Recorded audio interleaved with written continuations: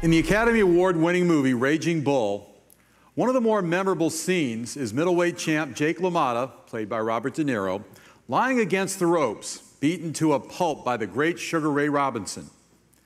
Barely able to stand, he looks and says with a smile on his face, "You didn't knock me down, Ray." Well, our next inductee, among many accomplishments, is credited with being the only man to ever put the Raging Bull down on the deck. He was born in Painesville, Ohio, raised by a single parent, his mother, and developed a real hunger to succeed. He joined the Marine Corps at the age of 17 and served his country with honor.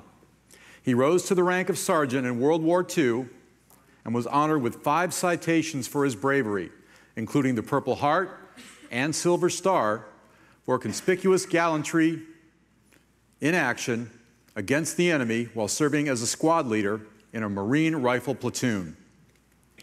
It was in the service that he took up boxing and embarked on an amateur career that would last more than 100 fights and would earn him the All-Marine Championship. After leaving the service, he moved his family here to Tampa and decided to give the professional ranks a shot. He turned pro in 1949 and quickly gained a reputation as a fan favorite. He fought often, including an amazing 23 fights in 1950 alone. He never fought for a championship, but 2 of his most memorable fights were against former world champions, both of them here in Florida.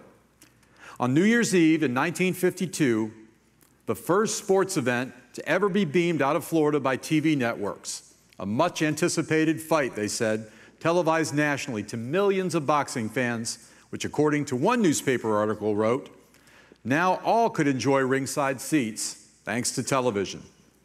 In Coral Gables, the Tampa Battler, as he was known, became the first and only man to floor Jake LaMotta in the 7th round of a bout that was stopped in the 8th.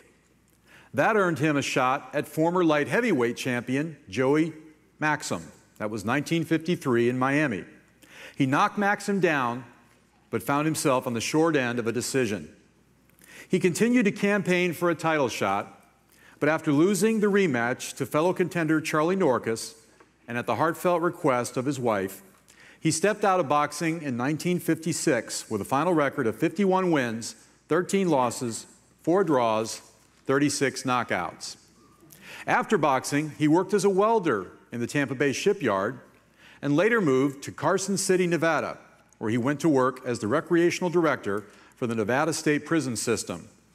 He spent his final years in California, passing away in 2010.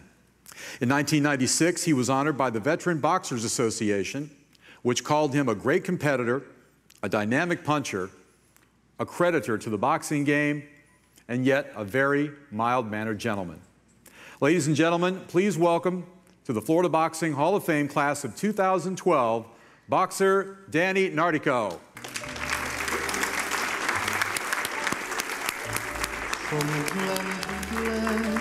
Accepting on his behalf, please welcome his daughter, Danielle Plum.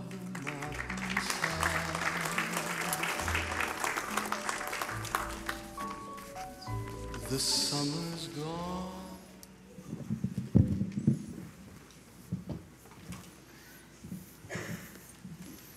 Thank you, everyone.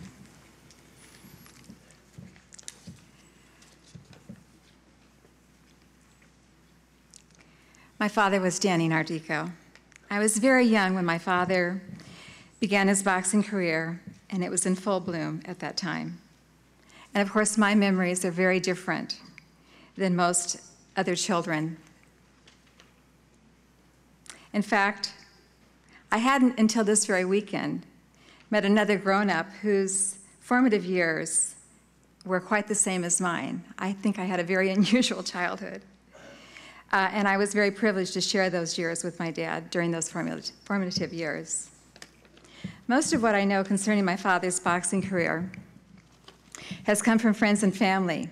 And over the years, I've developed an admiration for my father's ability to overcome poverty, discrimination, war, and the rigors of a boxing career. Dad often shared how hard his single Italian mother worked to support the family, and how embarrassing it was to wear clothes to school marked government issues. So he joined the Marines at age 17 and fought in the island-hopping campaign in the Pacific during World War II, rising to the rank of sergeant. Once a close friend who worked with Dad in the Department of Prisons was shocked to stumble upon 5 citations. He was amazed to discover 3 noble medals. There were 2 Purple Hearts for having been seriously injured, and the Silver Star for bravery above and beyond the call of duty. That was in 1945, and Dad was only 20 years old when he got those medals. Dad discovered boxing in the Marines and was an all-Marine champion in his weight class. Dad, when asked, often said he had 201 fights, counting his amateur and professional career, and was soon encouraged to turn professional in 1947 by none other than Jake LaMotta, the Raging Bull. I've been told by others that Dad's professional record was 50 wins, 35 by knockout, 13 losses, and 4 draws. I've also been told that my father, at one point in his career, rose to the number 2 ranked light heavyweight boxer in the world.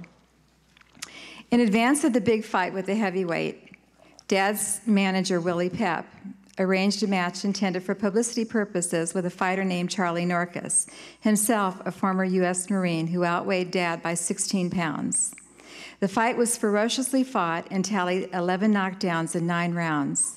This was the essence of a 1950s fight, a thriller, rocker in which both fighters gave their all. Mother recounted how the brutal battle in the ring produced blood splatter many rows back, and when they rematched, the same spectators who returned brought newspapers to protect themselves. Dad often joked with people, this is my dad's humor, Dad often joked with people about the fight, saying, "I scared him to death. I hit him so hard with my face on the end of his fist that he thought he killed me."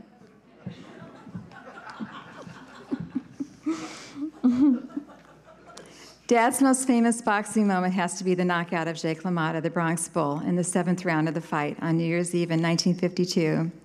Jake had never been knocked down in his career, which included the bout against the famed Sugar Ray Robinson. A close friend and colleague of Dad's was a man by the name of Dan Armstrong, who worked with Dad in the athletic department at the Nevada State Prison. Because he and my father shared the same first name, he recently told me about the LA Times mistaking him for my father and contacting him for comment about the release of the movie entitled Raging Bull. I also learned around that time that he, too, had inquired of my father why he declined to talk to the newspaper about the match, and Dad's reply was, "They can't rewrite history. I know what happened, and that's all that matters." I respected Dad's decision to remain private. However, I promised myself in my journal that one day, for the sake of my children, Dad would have his day of glory. My father's assistant athletic director and later close friend, new to the job, came to work one day, and there was chaos at the prison. The inmates were rioting over food conditions. An officer had been trapped on the roof of a cell block unit. Dad had shown up while the officers were preparing to go in with riot gear. He grabbed a ladder and walked through the inmates on the yard. One officer said they separated like the Red Sea. Dad escorted the officer off the yard, talking to the inmates along the way. Things cooled down as Dad took the inmate concerns to the prison administration. It was often said to the new hires after that incident that Danny Nardico, that's Nardico, was the only man to walk the prison without fear. My father's second career as a prison athletic director and boxing coach became his passion. He established prison championships statewide, he trained coaches, and with his boxing contacts set up inmates with a professional career once they were paroled. He was actually instrumental in preparing young amateurs for Golden Gloves, and in one fight, he actually had a fighter who qualified for the Olympic trials. My father was a humble man with the heart of a lion, not so unlike the Rocky character depicted in numerous movies. In summary, a lifelong Fred said that when my father was asked about his boxing career, he usually responded with a quote that depicted his great sense of humor. "I was a legend in my own mind because I never missed a punch thrown at me." I could tell you stories about my father's humor. My father's early boxing career helped shape the man he later became. That was the man that I knew. I would like to thank you, everyone, for honoring him tonight. My family and I are eternally grateful to the Florida Boxing Hall of Fame for this special recognition on his behalf, and can only imagine what he might say about this if he were here. And this time, Dad, your day of glory has finally arrived. Thank you.